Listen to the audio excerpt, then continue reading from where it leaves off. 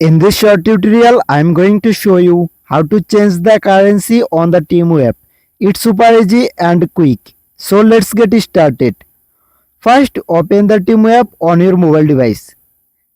Then tap on the U icon or go to your profile in the bottom right corner.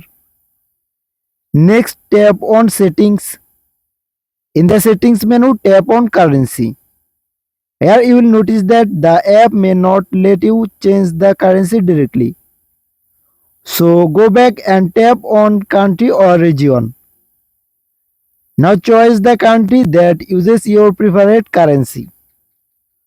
After selecting, tap switch to this country. Now return the currency section. You will see that your currency has been updated based on the country you selected. And that's it. You have successfully changed the currency on the Temu app. If you found this video helpful, don't forget to like, share and subscribe to our channel.